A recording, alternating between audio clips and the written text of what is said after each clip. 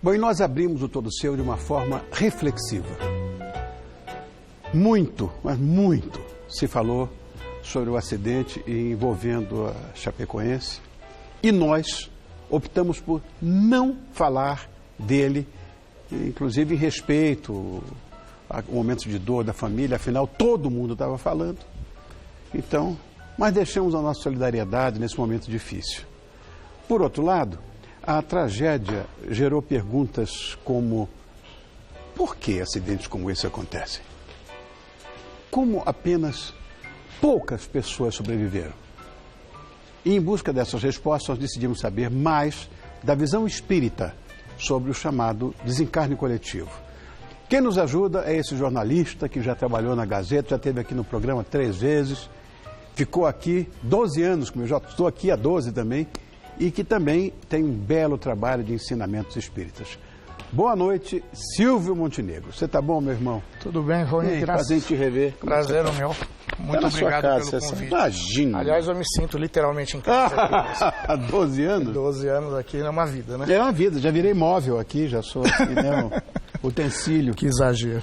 Silvio, nem todo mundo conhece essa expressão, que eu falei do desencarne coletivo, mas o que significa isso? Queria que você explicasse. E você pode nos explicar, na visão espírita, o que significa de fato o desencarne coletivo?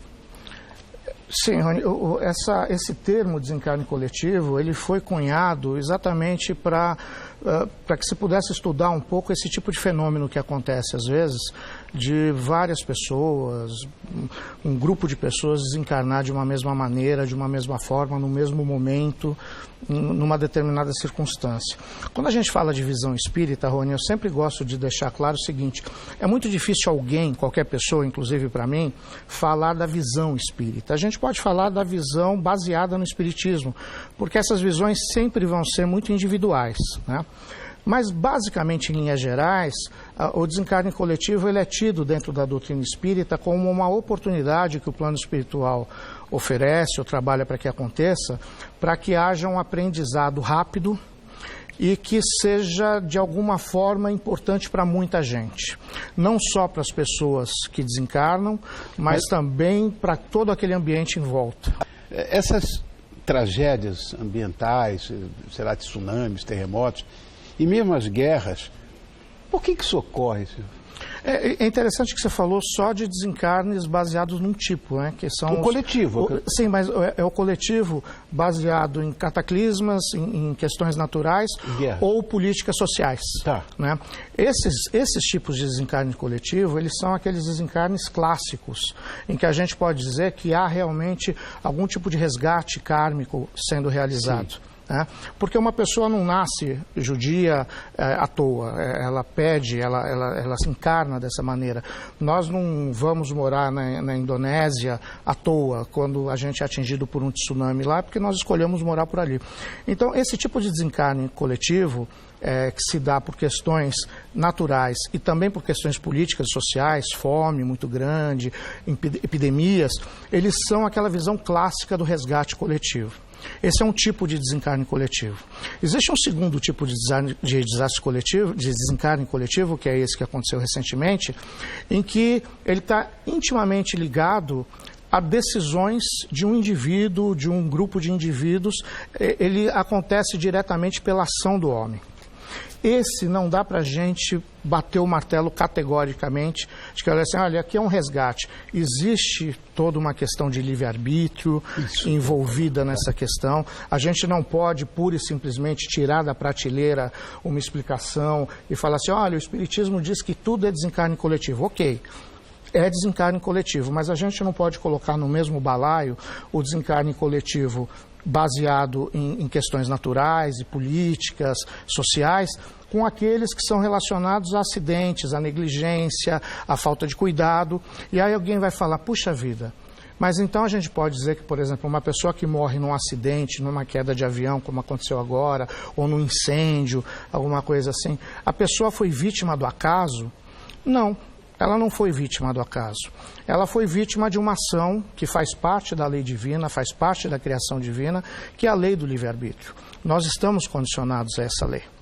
Mas existem situações que não tem lei divina que segure o mal feito.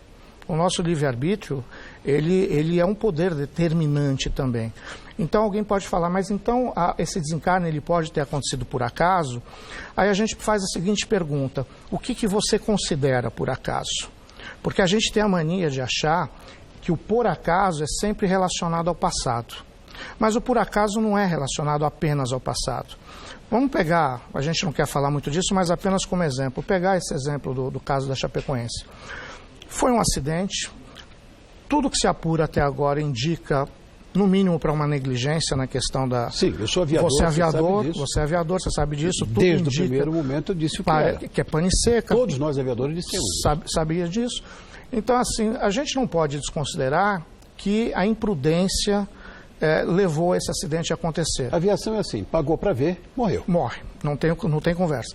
E aí a gente fala, foi por acaso? Não, não foi por acaso, porque a providência divina, ela reestrutura as coisas, ela ressignifica as coisas. Mas Silvio, preste atenção, não foram todos, e esses sobreviventes?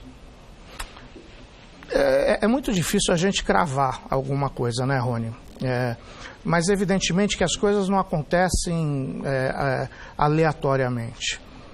As coisas caminhavam, alguém já conhecia na espiritualidade o tipo de procedimento que aquela empresa adotava. Algumas pessoas podem ter sido intuídas aqui, outras menos ali. Cada caso, apesar de ser coletivo, a gente pode dizer que cada caso de desencarne ainda é um caso, apesar das circunstâncias serem coletivas. Mas eu lembro você também, que você é um cara que viaja o tempo inteiro, que quantas vezes a gente perde avião, quantas vezes a gente esquece passaporte em casa, ou o passaporte está vencido e nem por isso o avião cai. É meio corriqueiro também que essas coisas aconteçam, né?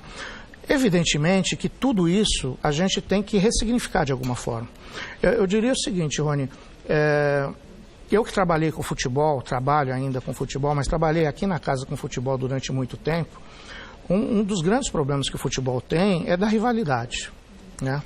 O que aconteceu depois desse acidente? A gente não sabe quanto tempo vai durar. Solidariedade pura e simples. Mas foi só isso. Solidariedade, fraternidade, a gente repensando as nossas prioridades individuais, mas as nossas prioridades em grupo. Dá para imaginar que um acidente desse foi por acaso? Não. A providência divina ressignifica o acidente.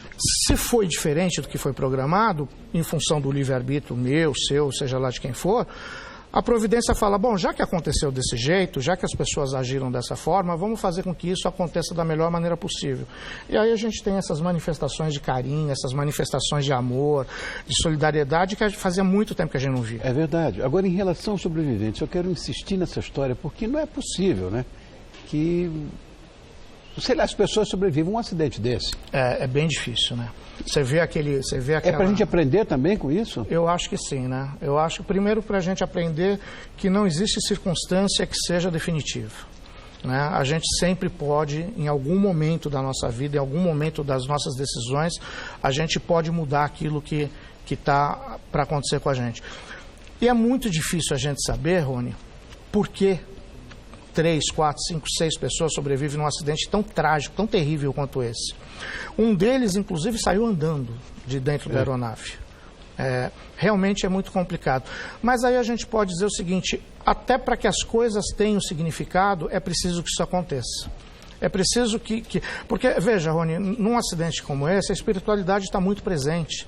Ninguém ali naquele momento, em nenhum momento daquele lá, as pessoas estiveram largadas pelo plano espiritual. Em nenhum momento elas foram abandonadas, seja lá por quem for. Então, também o plano espiritual ele trabalha dentro da matéria. Então, de repente, você precisa ter os nossos agentes aqui, né? Como é que nós podemos ajudar a esses desencarnados que eventualmente não estão de acordo com o que aconteceu? Com a atual situação deles, né? Olha, Rony, isso é mais corriqueiro do que a gente possa imaginar, né? Nós mesmos, quando a gente desencarnar, provavelmente a gente vai ter ali um momento de torpor que a gente não vai saber exatamente o que está acontecendo, né? Então, é muito comum que a gente não aceite a nova condição. É muito comum. Agora, para isso, existem todos esses trabalhos que você falou, que na doutrina espírita a gente chama de doutrinações, de evangelização daquele espírito, de esclarecimento mesmo. Se o caso é muito grave, também se dá o nome de desobsessão, né, para que haja todo um processo de esclarecimento. Mas a gente pode fazer isso corriqueiramente também na nossa vida. Como nós somos influenciáveis o tempo inteiro, nós podemos perceber que alguma coisa não vai bem espiritualmente, ou com a gente, ou com o ambiente que a gente está, né? E tem uma ferramenta que é fundamental nessa hora, é a prece. Quando a gente consegue tranquilizar o nosso espírito, quando a gente consegue colocar o nosso espírito em sintonia com as leis divinas, em sintonia com aquilo que é a nossa essência, a gente espalha isso para quem está à nossa volta. Sem querer te puxar o saco, porque você não precisa disso, Rony, você é um cara assim. Todas as pessoas que te conhecem e quem não te conhece, vê em você aquela pessoa que apazigua o ambiente, aquela pessoa que dá tranquilidade para as coisas. Mas essa é a missão de todos nós. É uma característica sua, que, aliás, pelo que eu sei da sua história, você desenvolveu, porque na sua juventude você já era mais estourado, era um cara mais difícil, e ao longo do tempo não. Ao longo do tempo você foi, com tudo que a vida te apresentou, você foi se tornando essa pessoa que hoje todo mundo gosta tanto. Eu falei para você antes do programa, se eu fosse dar os abraços todos que pediram para te dar, eu não ia precisar de 3 programas, né? Ai, meu Deus. Mas por que isso? Porque a gente desenvolve tanto quanto a gente desenvolve aquela característica do espalha-rodinha, né? Que onde a pessoa chega, sai todo mundo, existe o contrário. Então, o que é isso? São sintonias espirituais que a gente vai trabalhando em nós mesmos, para que as coisas evoluam. E se tem uma coisa que é definitiva na vida da gente, isso eu acho que a única coisa que efetivamente é determinada na vida da gente, é que nós vamos evoluir. Não tem jeito de não evoluir. Todo o resto, diz até a codificação espírita, todo o resto a gente pode modificar, né? Os espíritos, lá no livro dos espíritos, num determinado momento, quando Kardec pergunta para eles o que era definitivo na vida da gente, eles falaram assim: olha, definitivo na vida de vocês é só a hora que você morrer, aí não tem como voltar atrás, você já morreu. Fora isso, em tudo você pode atuar, em tudo você pode modificar. Correto. E que é divino, porque senão nós seríamos apenas fantoches de Deus. Nós criamos o nosso próprio destino. Criamos. E isso é o segundo determinismo do qual nós não vamos escapar. Exatamente. Nós vamos viver as consequências das nossas escolhas. O livre-arbítrio está aí para isso. É Agora, simples assim. Eu queria, antes de encerrar a nossa conversa, parabenizar uma entidade que eu conheço e sei da lisura, da impecabilidade que é essa instituição, que é a Seara Bendita. Eu tive um escritório lá na Rua Demóstenes, a minha agência de propaganda era lá, e eu sei que a Seara está lá também, na Rua Demóstenes, e eu queria só dar os parabéns a vocês, uma casa lá séria, há 65 anos. E ajudando a todo mundo que tem essa necessidade espiritual. E eu tenho o prazer e a honra de estar lá há 35 anos. Aliás, quero até agradecer, se você me desse a oportunidade, agradecer a diretoria da Seara, na pessoa do Zé Renato, que é o presidente da gente lá, pelo carinho, mas principalmente, Rony, pela confiança de ter me indicado para vir aqui conversar com você. Querido. Porque você tem uma coisa que a gente precisa pregar no Espiritismo, é o seguinte: o Espiritismo é uma doutrina de consolação. A gente pode explicar o que a gente quiser, a gente pode dar a explicação do que a gente quiser, mas a gente precisa consolar as pessoas num momento como esse. Claro. Essa é a função de uma doutrina tão bonita quanto é o Espiritismo, é de consolar. Consolar, ou seja, sem a caridade não há salvação. Não há salvação. Exatamente. Silvio, obrigado por ter vindo, querido. Cara, eu que agradeço. Estava com saudade de você. Venha mais vezes então, meu Irei com certeza, querido. Obrigado. Obrigado eu. Tchau, tchau.